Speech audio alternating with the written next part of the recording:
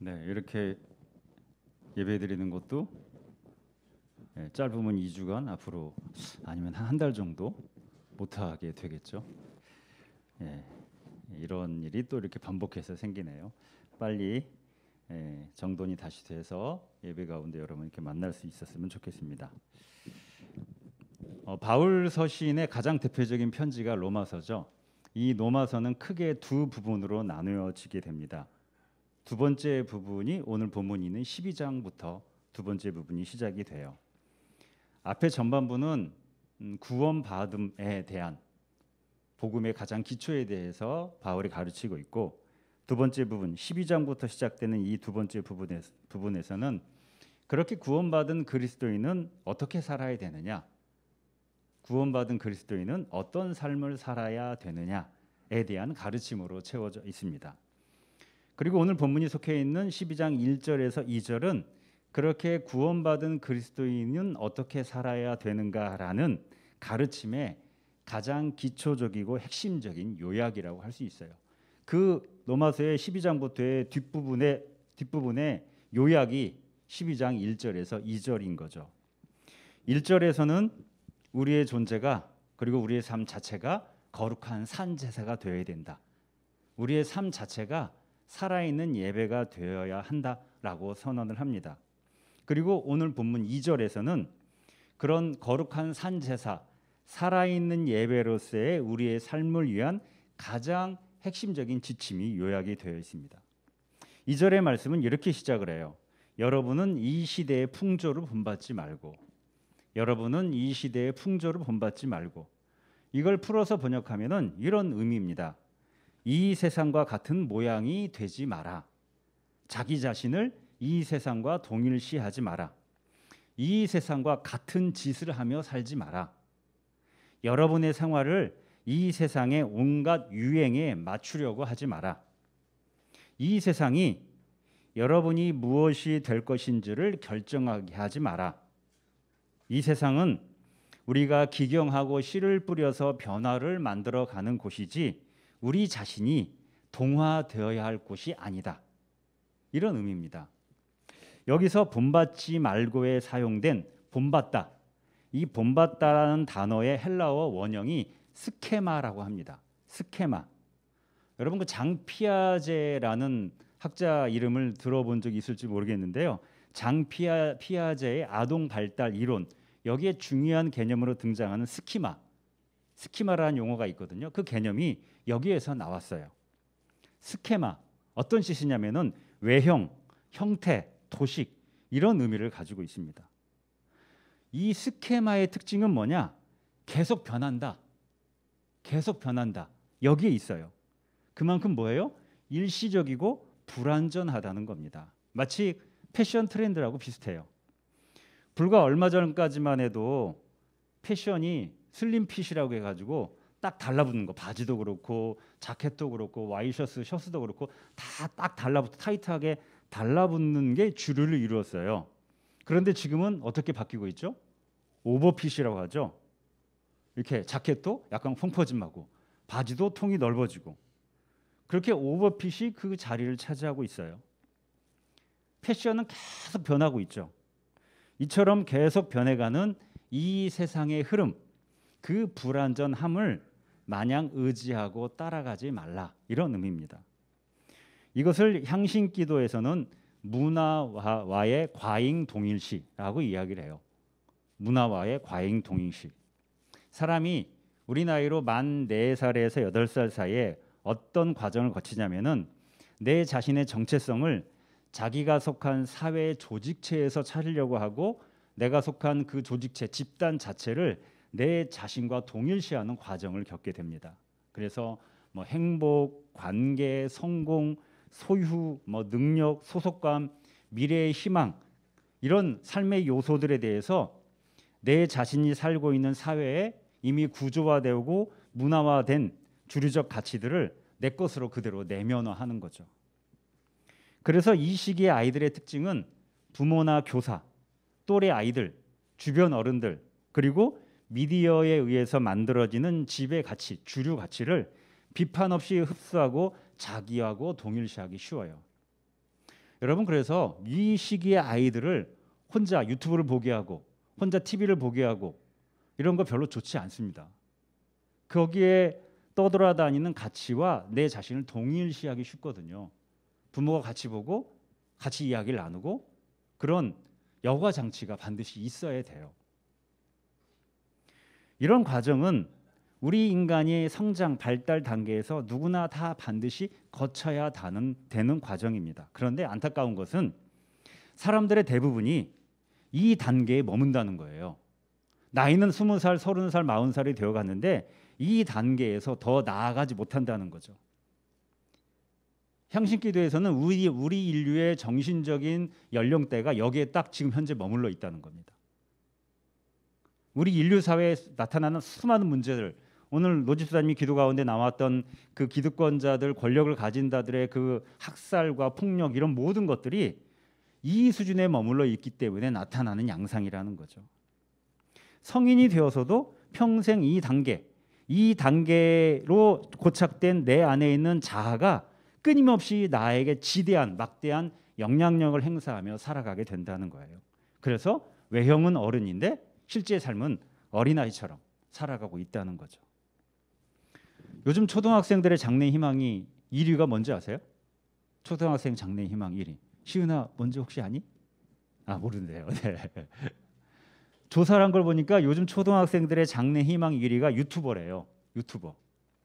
여러분 왜 그럴까요? 유튜브라고 하는 매체의 파워가 그만큼 세다는 것, 그리고 우리가 사는 시대가 디지털 시대라고 하는 그런 시대의 변화를 반영하는 것이기도 해요.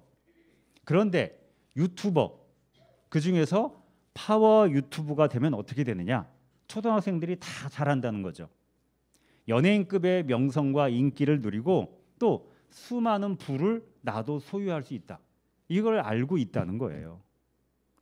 부와 명성에 대한 이 시대의 주류적 흐름이 그대로 내면화되는 거죠. 이런 과잉 동일시로부터 거리두기, 떨어지기, 덜 영향받기가 시대의 풍조를 본받지 말라라는 말씀의 의미라는 겁니다. 근데 이게 참 어려워요. 마태복음에서 예수님은 땅에 쌓아놓는 보물에 집중하는 삶을 이 시대의 풍조로 보고 계세요. 그래서 예수를 믿고 따르는 제자의 삶에 대해서 이렇게 말씀하시죠. 너희는 자기를 위하여 보물을 땅에다가 쌓아두지 말아라. 보물을 땅에다가 쌓아두지 말아라. 여러분 여기서 보물은 뭘까요? 보물. 여러분에게 보물은 뭡니까? 내 삶의 가장 중요한 것, 내 삶을 가능케 하는 어떤 삶의 힘이나 삶의 원동력, 나에게 핵심을 주는 핵심적인 요소, 이렇게 말할 수 있지 않을까요? 그런 의미에서 노영주 집사님의 보물은 그렇죠. 저럴 줄 알고 제가 물어봤습니다. 옆에 계시는 박성희 집사님과 시은이를 쫙 가리키면서 조금도 주저하지 않고 바로 손을 이렇게 옆으로. 뭐 회사 일, 화보컬 이런 게 보물이 아니라 그렇죠. 바로 이렇게 이야기하셨어요. 네. 박성희 집사님 왜 이렇게 좋아하세요? 너무 좋아하시는데. 그런데 안타깝게도 의외로 많은 사람들이 보물을 어디에 쌓아두려고 하느냐? 땅에 쌓아두려고 한다는 거예요. 다른 말로 하면은 땅에 쌓아둘 수 있는 것들을 보물로 여기면서 그것들을 최대한 많이 쌓아두려고 한다는 거죠. 예수님은 그런 것들이 분명한 한계를 가지고 있다고 말씀을 하세요. 땅에서는 좀이 먹고 녹이 슬어서 망가지며 도둑들이 뚫고 들어와서 훔쳐간다. 땅에 쌓아두는 보물은 분명한데 그 속성은 좀이 먹고 녹이 슬어서 언젠가는 망가지고 낡아지기 십상이라는 거예요. 그만큼 일시적이고 불안전하고 불안정적이라는 거죠. 요즘에 그 결혼 정보 회사들 중에 노블레스를 표방하는 업체들이 꽤 많이 있더라고요. 노블레스. 대한민국 상위 1%의 사람들만을 연결시켜 준다고 홍보를 해요. 만약에 내가 거기에 가입해 가지고 내가 그 자격이 된다고 해보자고요. 그게 가입했어요. 그래서 정말 흠잡을 데 없어 보이는 그런 사람을 만났다고 해보자고요. 외모도 출중하고 경제적 능력도 좋고 직업도 훌륭하고 재능도 많은 사람, 겉으로 보니까 성격도 좋아 보여요. 그래서 아주 마음에 들어서 보통 그렇게 결혼정보회사를 통해서 연결된 사람들은 교제 시간이 그렇게 길지 않더라고요. 결혼을 전제로 해서 조건을 싹 맞추니까. 그래서 짧은 시간의 교제 기간을 거쳐서 바로 결혼을 합니다. 다행히 서로 잘 맞아서 행복하게 살 수도 있죠. 그런데 이런 일이 생길 수도 있어요. 막상 그런데 같이 결혼해서 살아보니까 아주 가까이에 있는 사람만이 알 수 있는 낮은 자존감을 가진 사람이었다는 거예요. 낮은 자존감을 그 멋져 보이는 고스펙으로 둘러싸고 있어서 예전에는 전혀 잘 몰랐는데 같이 살다 보니까 그 낮은 자존감이 드러나게 되고 매일의 삶에서 그 낮은 자존감이 관계의 주된 동력으로 작동을 하게 되는 거죠. 그래서 매일 사소하고 작은 다툼이 끊이질 않아요. 그 사람이 나에게 보물이 될 것 같고 그 보물이 정확하게 말하면 그 사람이 가지고 있는 조건이죠. 외적인 조건, 외형, 스케마. 그 스케마가 나에게 보물이 될 거라고 생각했고 그래서 그 보물이 나에게 행복을 가져다 줄 것으로 내가 생각했는데 금세 얼마 되지 않아서 좀이 먹고 녹이 슬어서 망가지고 그래서 오히려 불행한 일상을 살게 된다는 거예요. 이런 일들이 여기저기서 일어날 수도 있다는 거예요. 그만큼 땅에 쌓는 보물은 안정적이지 않다는 겁니다. 또 땅에 쌓아두는 보물은 도둑이 뚫고 들어와서 훔쳐갈 수도 있어요. 전혀 예상치 못한 어제와 똑같은 오늘 하루.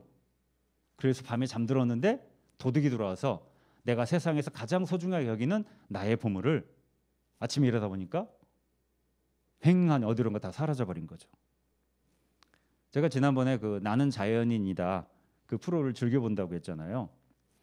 거기에 나오는 자연인들 중에 이런 분들이 꽤 많이 있어요. 한때 도시에 살면서 사업이 잘 돼가지고 하는 일이 너무 잘 돼가지고 정말 많은 돈을 벌었다 이런 사람들이 있습니다. 그런데 세상에는 공짜가 없어서 그렇게 많은 돈을 벌다가 몸과 마음이 망가지고 관계가 틀어지고 또는 예상치 못한 일이 발생하면서 그 많은 돈을 아주 짧은 시간에 다 날리고 깊은 상처 속에서 고통스러운 시간을 보냈다고 고백을 해요. 그러다가 정말 살기 위해서 숲으로, 산으로, 자연으로 들어와서 그 온갖 불편을 겪으면서 지내는데 그 불편한 그 시간, 그 산속에서 사는 그 시간을 통해서 상처와 고통이 치유되고 이제는 정말 행복하다라고 고백을 해요. 땅에 쌓아둘 보물이 계속 늘어나고 그래서 내 삶이 승승장구하는 것 같을 때 도둑이 찾아옵니다. 마치 횡단보도를 건너는데 나를 향해 질주해 오는 자동차처럼 전혀 예상치 못하게 그리고 내 인생의 보물이라고 여긴 것들을 순식간에 훔쳐가 버리죠. 예수님은 이런 것들이 우리의 진정한 보물이 아니라고 말씀을 하세요. 물론 우리가 살아가는데 필요하고 중요한 것들이에요. 이런 것들은 통장의 잔고, 내 소유의 집, 내 가족의 이동수단과 안전을 담보하는 자동차, 먹고 살게 하고 성취의 보람도 갖게 하는 직업과 직장, 내가 열심히 공부해서 다니게 된 학교와 얻게 되는 학위, 잘 관리해서 열심히 운동해서 지켜온 내 몸과 내 외모, 분명 우리의 삶에 필수적이고 필요하고 중요한 요소들입니다. 이런 것들이 있어야 우리의 현실적인 삶이 훨씬 제대로 작동이 되죠. 예수님이 이걸 부정하시는 게 아니에요. 예수님이 말씀하시는 거는 그게 중요하고 필수적인 필요한 삶의 요소들인 건 맞지만 그럼에도 불구하고 그런 것들이 우리의 존재와 우리의 삶의 보물은 아니라는 거예요. 보물은 아니라는 겁니다. 땅은 일시적이고 불완전하고 분명한 한계를 의미해요. 그리고 거기에 쌓아두는 것들도 또한 일시적이고 불완전하고 분명한 한계를 가집니다. 그래서 진정한 보물이 아니에요. 그렇다면 우리의 진정한 보물은 무엇일까? 마태복음 본문 20절에서 예수님이 이렇게 말씀을 하세요.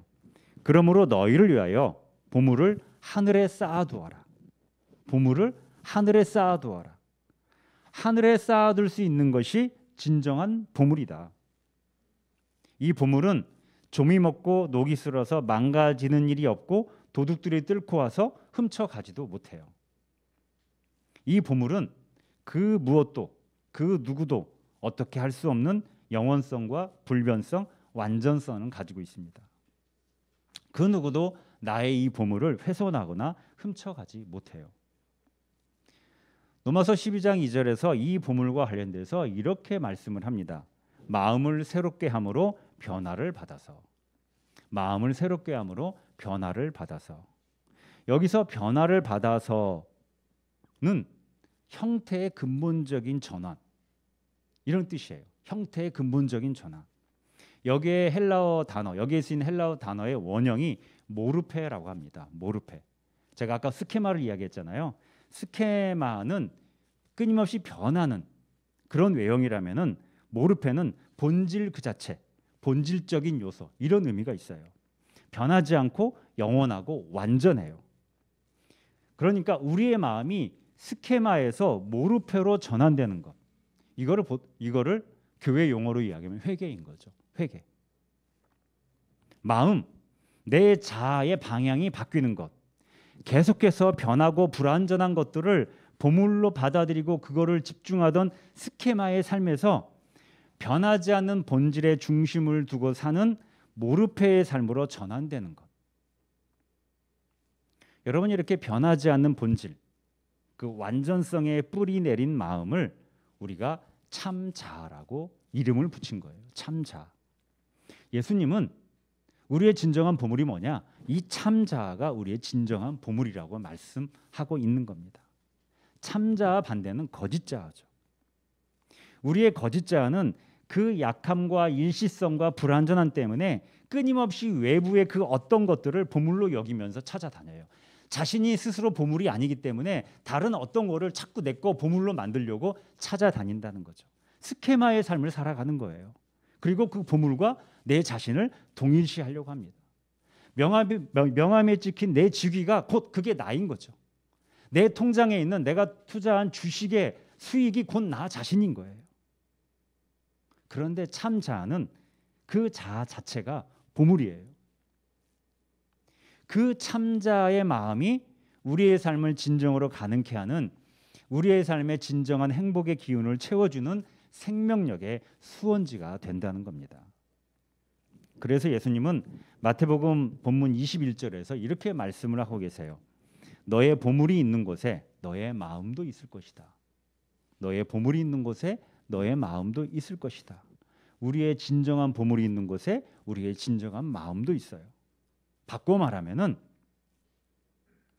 우리 참자가 있는 곳에 거기가 바로 우리의 진정한 보물의 자리라는 겁니다.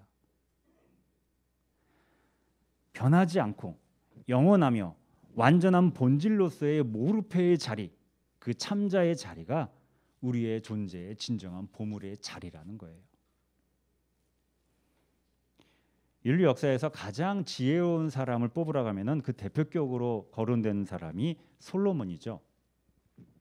솔로몬이 20살 즈음에 이스라엘의 왕이 되었어요.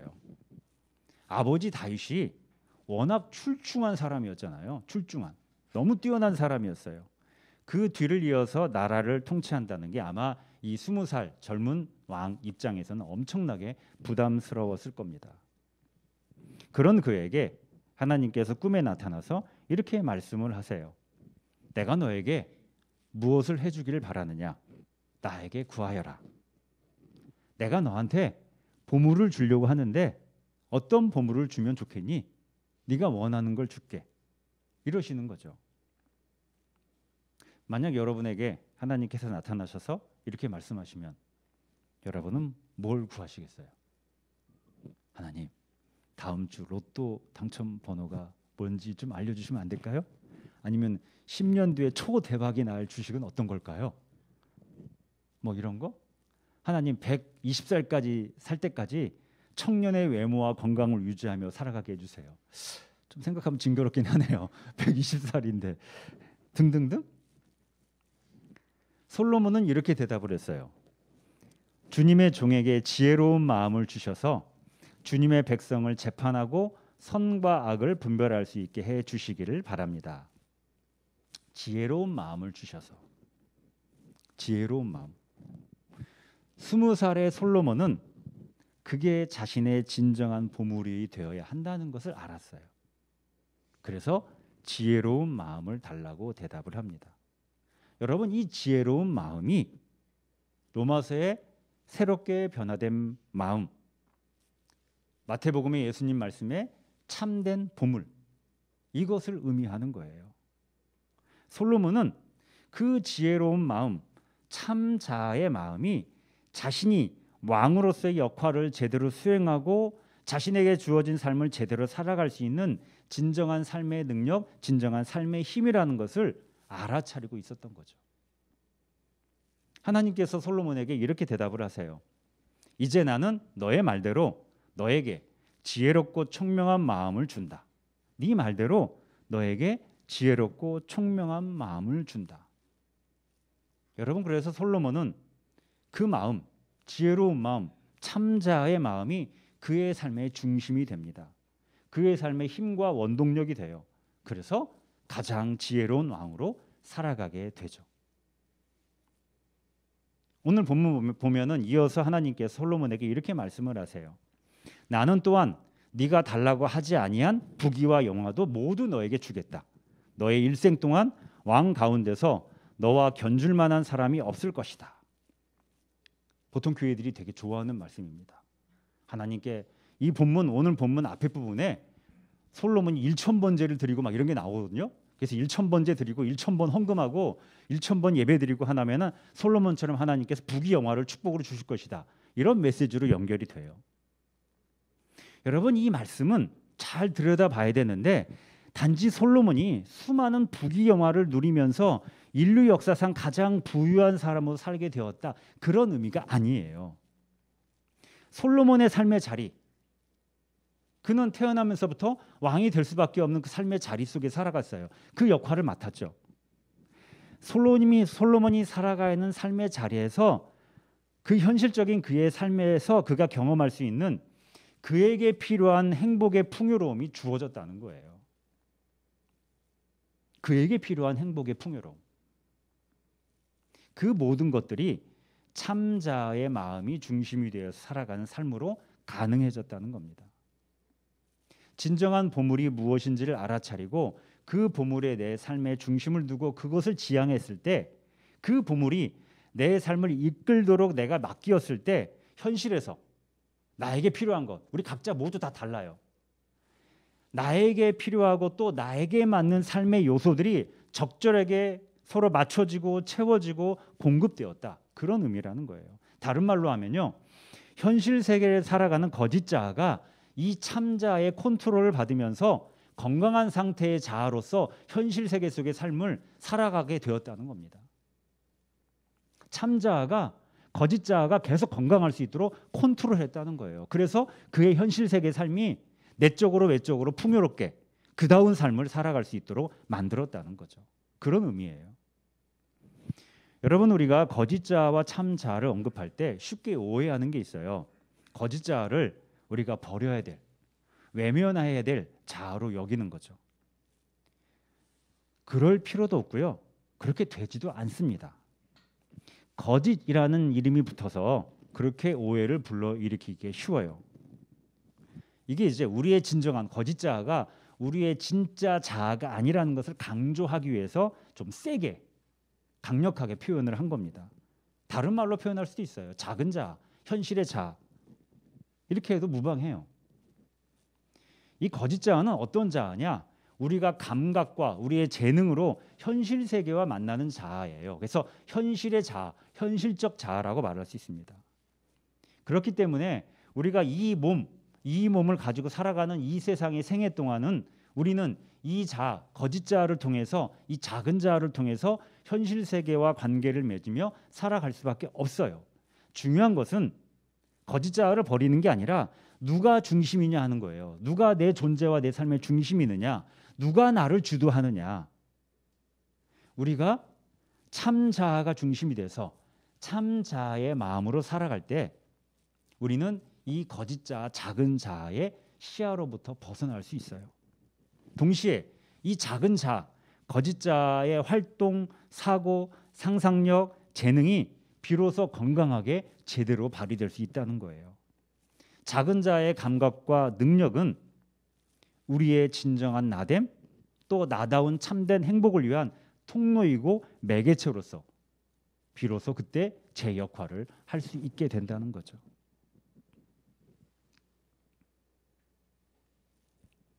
거짓 자는 우리의 진정한 보물로서의 참자, 그 참자의 마음이 빛을 발할 수 있도록 기능하는 원래의 그 역할을 제대로 수행하면 되는 겁니다. 솔로몬이 요청한 지혜로운 마음이 그에게 너와 같은 사람이 너보다 앞에도 없었고 너의 뒤에도 없을 것이다 라는 삶을 이루어 가게 한 것처럼 우리도 그런 삶을 우리의 거짓 자, 작은 자아가 일구어 가도록 참자아가 우리의 거짓 자, 작은 자아를 컨트롤하고 이끌어가고 중심이 되어야 한다는 거예요. 그래서 거짓 자아는 사라지거나 없애버려야 할 자아가 아니라 참자의 컨트롤을 받아야 하는 자아인 거예요. 안타깝게도 그렇게 지혜로운 왕으로서의 삶을 시작한 솔로몬이 언젠가부터 퇴행하기 시작합니다. 지혜로운 마음, 그 참자의 자리를 거짓 자아가 조금씩 넘어오더니 아예 주도권을 가져가 버렸어요. 이때부터 솔로몬은 모르페의 삶이 아니라 스케마의 삶으로 퇴행하게 됩니다. 보물이 아닌 것이 보물이 되어버렸고 그래서 자신만이 아니라 그가 통치하던 이스라엘 역사에도 큰 불행이 닥쳐오게 돼요. 여러분, 우리가 알고 있는 지혜의 왕 솔로몬은 그의 통치 전반기의 모습이에요. 그의 후반기 통치는 거짓 자의 욕망에 휘둘려서 온갖 실수와 한계를 드러냅니다. 솔로몬이 그렇게 뛰어난 멋진 왕이 아니에요. 사실은 후반부로 갈수록 언젠가부터 그가 누리던 부귀영화가 그를 변질되게 만들었고 그의 각종 온갖 욕망이 그를 주도했어요. 그의 보물이 지혜로운 마음에서 부귀영화, 그의 욕망으로 바뀌게 된 거죠. 그 결과가 어떻게 됐느냐? 나라에는 온갖 갈등이 일어나게 됐어요.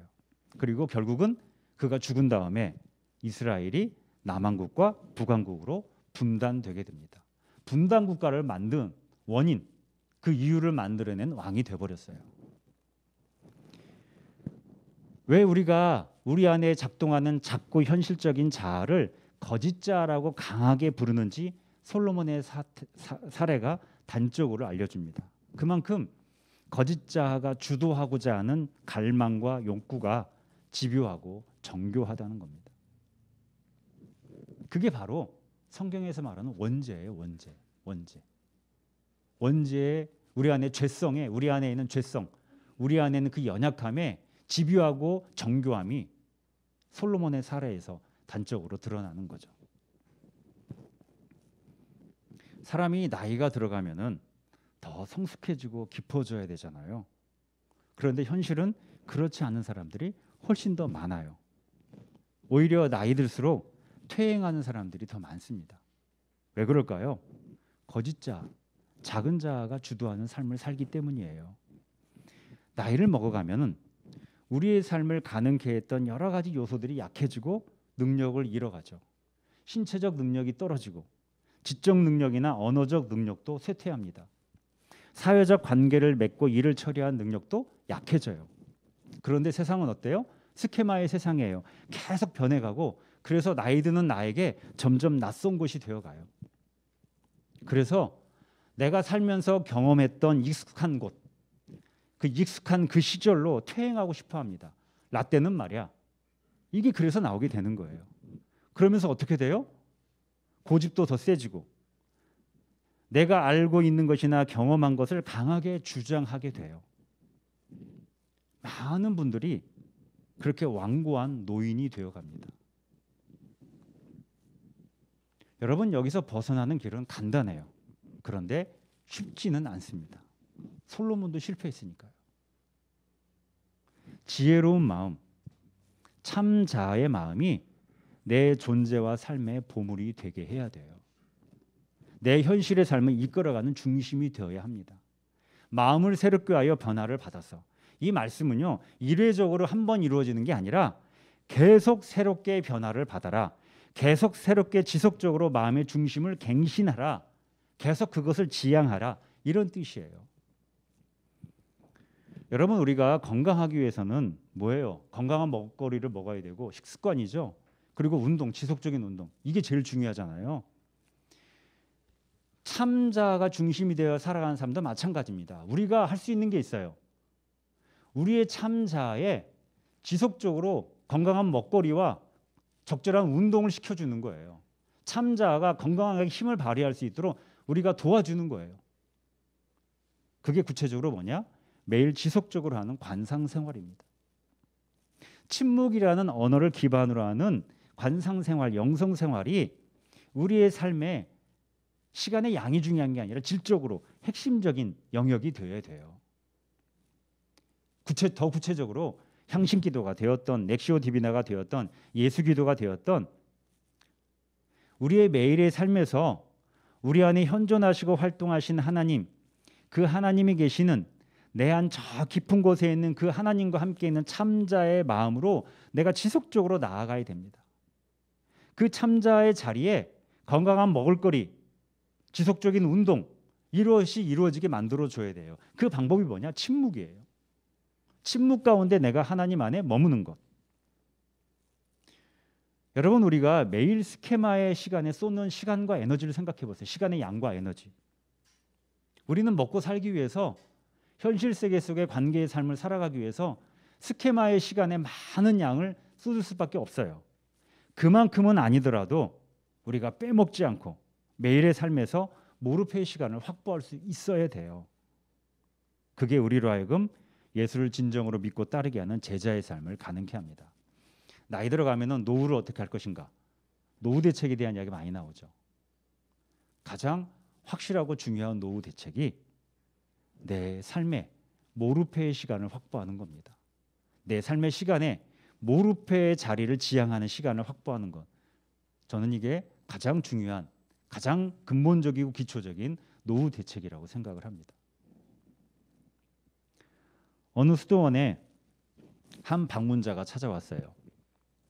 멀리서 찾아온 손님을 방으로 안내한 수도사가 이렇게 말합니다. 여기 머무는 동안 넉넉한 은혜를 누리시길 바랍니다. 뭐든지 필요한 게 있으면 말씀해 주세요. 기꺼이 그것 없이 살아가는 방법을 알려드리겠습니다. 뭐든지 필요한 게 있으면 말씀해 주세요. 기꺼이 그것 없이 살아갈 수 있는 방법을 알려드릴게요. 뭐든지 필요한 것, 우리 일상에 필요한 것, 우리가 살아가기 위해서 필요하다고 생각하는 것, 많은 사람들이 그게 내 삶의 보물이라고 여기면서 최대한 그거를 확보하고 소유하고 쌓아두기 위해서 오늘도 고군분투하며 삶을 살아가고 있죠. 그런데 여러분, 그것은 필요한 것이긴 한데 그것 없이도 살아갈 수 있는 것들이에요. 분명 우리의 삶에 필요한 것들인데 그게 우리의 진정한 보물은 아니라는 겁니다. 우리가 하늘에 쌓아두는 보물, 지혜로운 마음, 참자의 마음에 뿌리 내리고 그 마음을 지향하고 그 마음이 내 존재와 삶의 중심이 되어 살아갈 때 우리가 진정한 자유의 삶을 살아갈 수 있습니다. 필요하지만 그것이 그것 없이 살아갈 수도 있다는 그 자유함. 필요한 것을 단지 필요한 것으로 여기고 그것들에 얽매이지 않고 살아갈 수 있게 된다는 겁니다. 그럴 때 오히려 충분히 제대로 그 필요한 것들을 오롯이 누리며 살 수 있게 되는 거죠.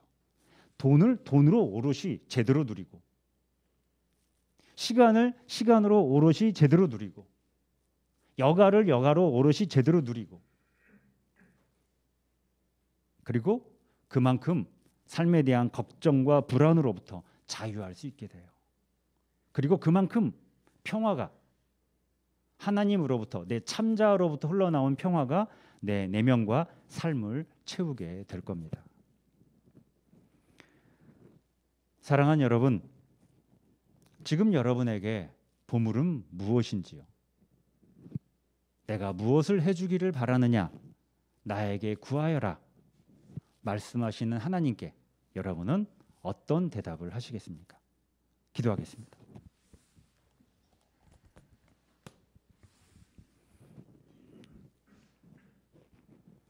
하나님, 우리의 진정한 보물은 무엇인지요?